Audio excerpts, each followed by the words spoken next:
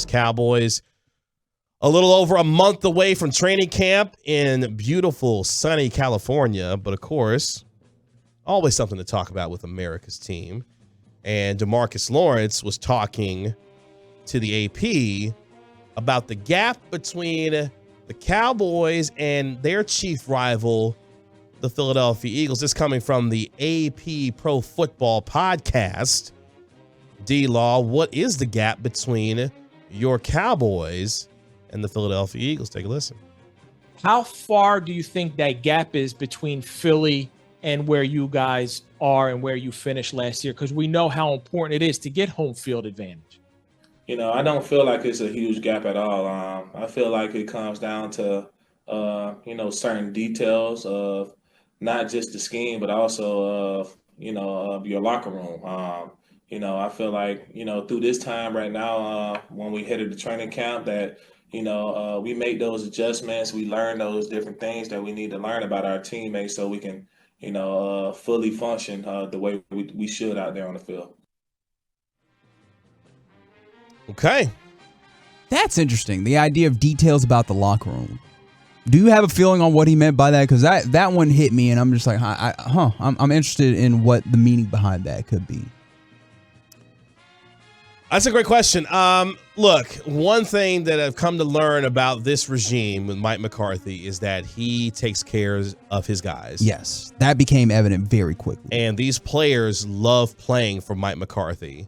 And while, yes, Dan Quinn has changed the entire culture of the defense and what he has done to reshape that side of the football, this is a strong locker room. And the details, whether it be offensively or defensively, that has been the difference in terms of execution at times in the playoffs for them, namely the last 2 years against the San Francisco 49ers, and how that informs on what they want to do this year, both offensively and defensively, when it comes to playing with a purpose. Mike McCarthy talking about that for his offense this year, playing with the kind of purpose that allows him to understand not only what they're trying to do play to play, but how that informs on what they want to do in attacking opposing defenses. I would imagine a lot of the same would be for Dan Quinn and that defense as well, with the consistency that they've played with over the last couple of years, but also trying to get after opposing offenses, which gets me to cut number one.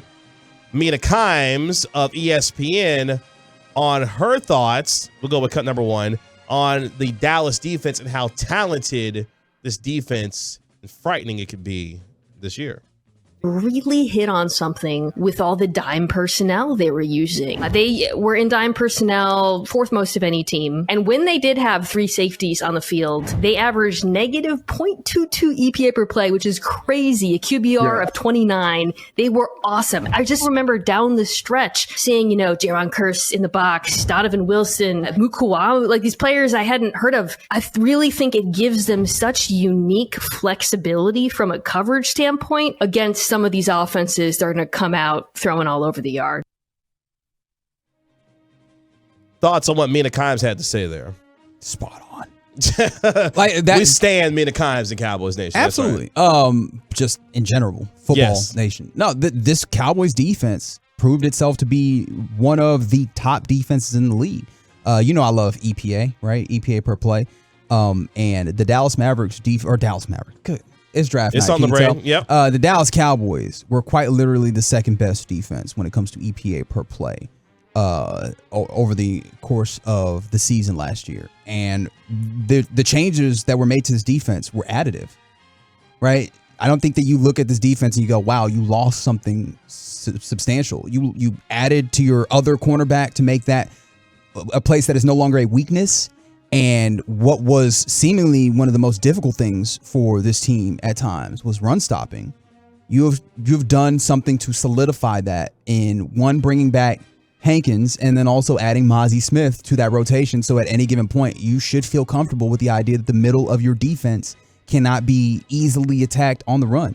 I just continue to look at this team and I go, with the know-how of Dan Quinn and the ways in which it seems like he has put all of his players, including that safety group that has been fantastic since it's been put together, in the right place. Like, I have nothing but the utmost confidence in this defense. I think where a lot of Cowboys fans, onlookers, what have you, have questions is if the offense will operate in the most opportune times where sometimes it feels like they have let the team down at times.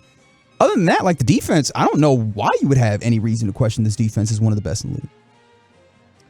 And look, they've got a lot of talent on all three levels here. And you look at what the addition of Mozzie Smith does for them on the defensive line, providing them interior line depth there alongside Jonathan Hankins. And then, of course, DeMarcus Lawrence on the outside. Micah Parsons doing much more edge work this year, at least in a formal sense, if you will. And then you look at what they've got with Leighton Vander Esch. There's still a little bit of question at the linebacker spot. If there was one big question I still had is some of the depth in terms of the linebacker spot. Yes, Micah's going to play a little bit of linebacker as well. But Leighton Vander Esch, who had a resurgent year this past year, what he is going to be doing alongside and maybe a DeMarion Overshown. Obviously, Jabril Cox, there's others there that need to step up to be able to provide some additional depth, on the second level there. But you look at the secondary, you talk about one of the most talented secondaries in all of the NFL, now with the addition of Stephon Gilmore opposite of Trayvon Diggs and the three-headed monster that is Jaron Kearse, Malik Hooker, and the heat-seeking missile that is Donovan Wilson. Right. There's a lot of confidence that you have to have in this defense and their ability to grow. While, yes, the Eagles are still at the top of the NFC in my mind. Both sides of the football, tremendous depth there. I don't think the gap is nearly as large as what some folks may feel, given the additions that the Cowboys have made, both offensively with Brandon Cooks and now bringing in Stephon Gilmore. There's still a gap there, but it's not nearly as wide as what it was if those moves had not been made. So are you talking about the entirety of the team or simply the defenses? Both. Okay, because the entirety of the team, the thing that Philadelphia, that I guess I marvel at, and I hesitate to use that word, but I guess that's the one that comes to mind here, is just their strength along the trenches. And that on defense, I think that the Cowboys can go up with them. And when we talk about defensive line, offensive line is when I get a little squeamish, especially with all of the consternation that's been had about making sure to find your starting five, your best five, and who's going to play at left guard or who's going to play at left tackle, how that's going to go. I think that's the only thing that gives me pause and makes me go, oh, okay, I look over at Philadelphia and see the strength of that offensive line and understanding that at its most basic, football is about blocking and tackling. And when you get down that blocking aspect, it really changes the way that this thing goes. And so, like, that's the thing that gives me any pause when it comes to these two teams. But you're right. Like, they have done a good job of collecting and amassing talent, these Dallas Cowboys, all in the right places, it seems like, at this point. Like, that's one of the things that we've marveled at over the last couple seasons, last couple of 12-win seasons at that. It's just they have put talent in the right places outside of wide receiver previously, and now they've tried to address that. Let's see if they can run that back and with, the proper coaching, right? That's where everybody's looking. Hey, Mike McCarthy, we're looking at you. Are you going to now take that talent and maximize it? That's the question. More from Mina Kimes here on how she feels the gap is between the Eagles and the Cowboys. Take a listen. I agree with DeMarcus Lawrence. I don't think the gap is that big, Field. I do have the Eagles ranked higher in terms of overall power rankings. But while the Eagles' offense is better, I would argue that the Dallas Cowboys' defense is better than Philadelphia's. To me, it seems pretty clear. This is a defense that last year finished second in DVOA, third in EPA per play, better than the Eagles in most meaningful metrics. And this offseason, I actually think that they got better. They traded for Stephon Gilmore at cornerback. I thought that was a perfect fit, given all the man coverage they play, giving them some depth. Spent their draft pick in the first round on Mozzie Smith to help shore up that run defense. And otherwise, you have continuity at all three levels, and perhaps most importantly, at defensive coordinator. They retained Dan Quinn, who's done a fantastic job. Meanwhile, in Philly, most of the losses in free agency occurred on that side of the ball, as well as some coaching changes. So when you put these two units head to head, to me, Dallas is better. And I don't think that should be a particularly controversial opinion. In Mina Kimes, we stand. Look, she laid it out perfectly there in terms of some of the advanced numbers, obviously.